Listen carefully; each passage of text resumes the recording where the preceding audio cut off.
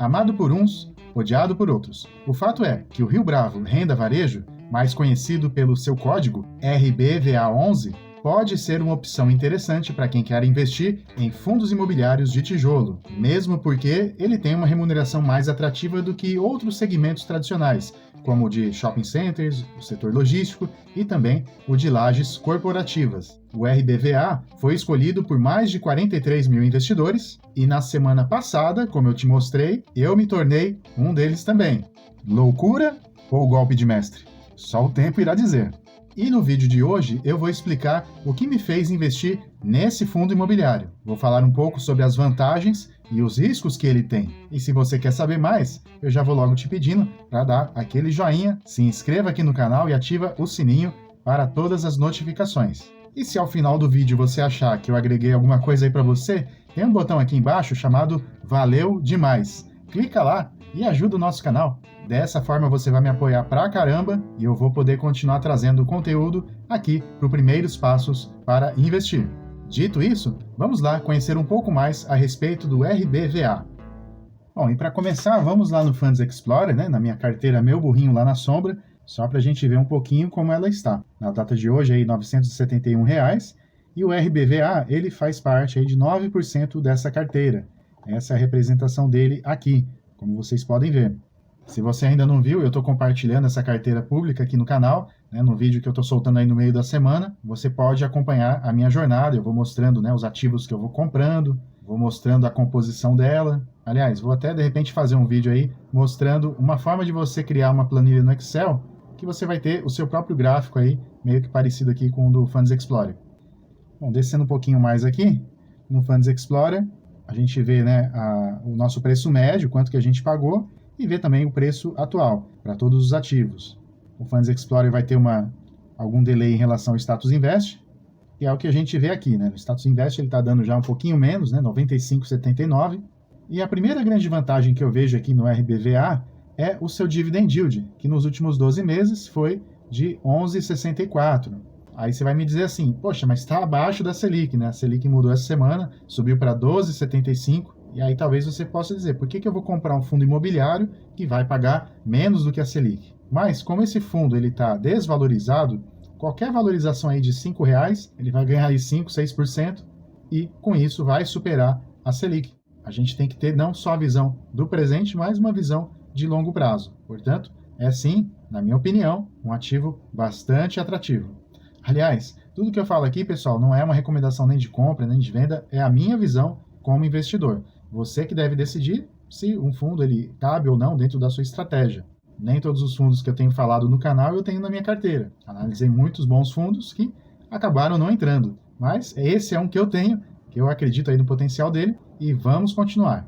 Se a gente olha para os últimos 12 meses, tem uma desvalorização de 11%, portanto pode sim ser uma oportunidade caso você julgue ser um bom fundo, e além de estar descontado, ele é um fundo com bastante liquidez. Já são mais de 43 mil cotistas, ele ocupa a posição 37 do IFIX, que é o principal índice de fundos imobiliários, e sua liquidez média diária, nos últimos 30 dias, é superior a R$820 mil. Portanto, você não vai ter problema de comprar, de vender cotas, a menos que você queira investir 1 milhão de uma vez, Eu não faria isso. Outra vantagem interessante aqui do RBVA são os dividendos crescentes, Se a gente pegar aqui o valor que foi pago por ano, aqui nos últimos 5 anos, ele estava na faixa ali de 88 centavos, Teve uma queda em 2017, 2018, 2019 voltou a subir, teve resultados não recorrentes, mais ou menos no mesmo patamar em 2020, aumentou um pouquinho em 2021 e está um pouco maior ainda em 2022, com 92 centavos de dividendos. Outra vantagem aí do RBVA. O RBVA também está no portfólio de outros 10 fundos imobiliários, como a gente vê aqui no Status Invest. Bom, um deles é o HFOF, que é um fundo de fundos, tem 8% aí das cotas, mas tem outros fundos aí que não são fundos de fundos que investem no RBVA, que é o caso do Vino, o XPML. E se esses fundos têm cotas do RBVA, é porque eles acreditam no potencial aí de valorização. Não é à toa que eles compraram cotas desse fundo. Bom, dito isso, vamos entrar um pouco mais aqui no RBVA, porque eu vou falar não somente algumas vantagens, mas alguns riscos ou desvantagens que esse fundo teria. Não existe fundo perfeito, Todos têm prós e contras, e o mesmo com o RBVA. E o último relatório que está disponível aqui é o do mês de março, né? E é sempre interessante a gente ler o relatório porque a gente vai conhecer mais a respeito do fundo, né? Algo que eu vejo de positivo também aqui é a baixa taxa de administração, né? 0,651, ele não tem taxa de performance. E aqui o gestor ele traz algumas informações a respeito do fundo. Aliás, uma boa gestora, ela vai trazer informações claras, transparentes para os seus cotistas. Lá atrás, né, teve muito problema aí com a Rio Bravo, tem gente que não gosta, chama de rolo bravo, mas eu venho acompanhando esse fundo aí há mais ou menos uns 2 anos, desde quando eu comecei a investir. Nunca comprei cotas dele, mas em algumas situações eu entendi que a gestão foi clara, principalmente quando eles tiveram uma briga com o Santander queria baixar o preço do aluguel, o fundo foi lá, brigou e conseguiu manter os contratos que estavam vigentes. Na minha opinião, isso é respeito, né, pelo contrato, também pelo cotista. Aliás, se você está cansado de dar dinheiro para o banco, ao comprar cotas do RBVA, você vai receber dinheiro do banco. Vou te explicar já já por quê. Bom, voltando aqui, né, o fundo, qual que é o objetivo dele? Realizar investimentos imobiliários de longo prazo por meio da aquisição e posterior locação a terceiros ou arrendamento de imóveis de natureza comercial que estejam performados, ou seja, imóveis prontos, e que sejam destinados ao varejo. Então a gente já vai ver logo aqui que esse é um fundo que ele tem muitas agências bancárias. E o que o gestor destaca? Que ele é o primeiro fundo imobiliário com foco no varejo de rua, essa é a sua estratégia principal, e ele está focado em bons locatários, né, em contratos longos, contratos seguros, para que possam gerar renda de modo sustentável no longo prazo. Ter os objetivos claros também é uma grande vantagem. E olhando aqui para os números, o que a gente vê? São 81 ativos, né, imóvel pra caramba. A área bruta locável é de 201 mil metros quadrados, que equivale a 28 campos de futebol, né? Então pensa aí, faz essa comparação e você vai saber o tamanho da área que está sendo alugada. Ele tem também baixa vacância, né? Menos de 1% de área vaga. Seu patrimônio é bilionário, né? Então 1,19 bilhões. O valor de mercado está abaixo do seu valor patrimonial. E tem algumas outras vantagens que eu vou mostrar já já, mas agora vamos pegar aqui algumas desvantagens, alguns riscos do RBVA. O primeiro deles é a concentração, né? São apenas 6 inquilinos, e isso pode preocupar um pouco alguns investidores, mas o principal risco dele é a concentração em agências bancárias. Mas em relação a isso, o que o gestor fala? Que ele está mudando, né, o perfil desse fundo. Então, o que eles estão fazendo? Eles estão trabalhando para vender alguns ativos, né? Vender algumas agências que já não dão o mesmo lucro, não têm a mesma valorização que tinham antes. O fundo segue a estratégia de venda de agências bancárias que deram contribuição de valorização na última década, mas que já não tem mais aquele potencial de grande valorização. Então, aos poucos, eles vão mudando o perfil desse fundo.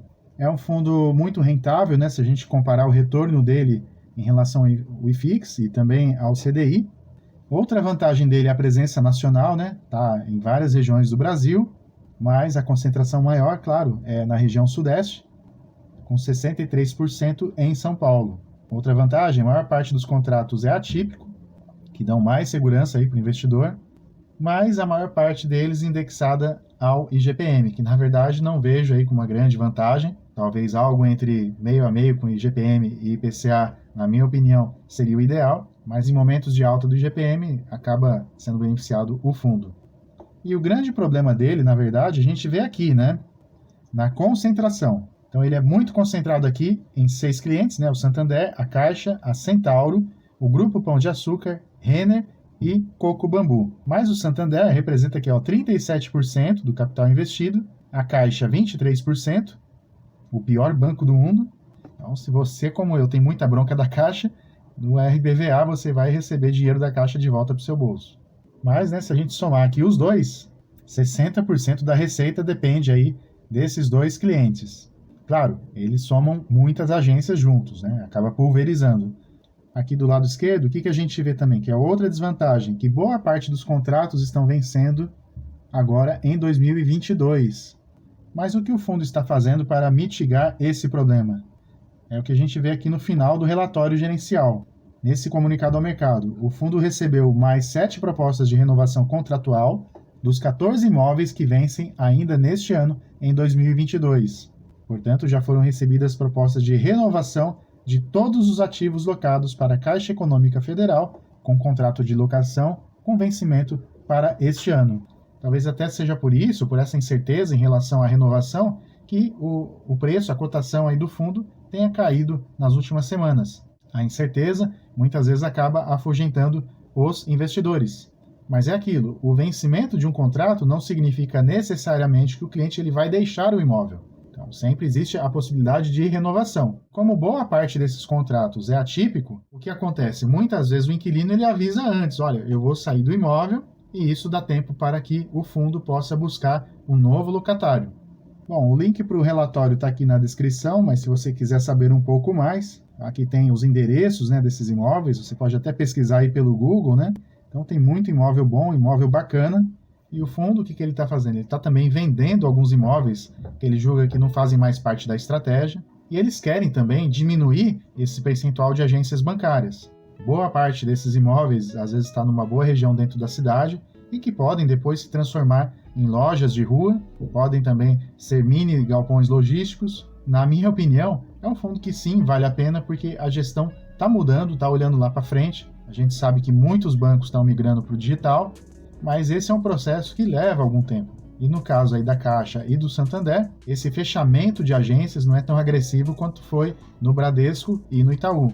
Mas claro que eu não vou colocar todo o meu capital dentro desse fundo. Hoje ele está ali cerca de 10% da carteira, mas a ideia é que ele fique ali por volta dos 5%, dos 6%. Então, se eu tiver só 5% dele na carteira e tiver algum impacto significativo, isso não vai afetar tanto a minha carteira de modo global. Na próxima semana eu vou fazer novas compras, eu vou te mostrar como é que está a carteira. Não perca o próximo vídeo, que vai sair na quarta-feira. E se esse conteúdo foi bom para você, compartilha aí com seus amigos. E eu te espero para os próximos vídeos, nos quais vou continuar compartilhando a minha experiência como investidor. Um grande abraço e até lá!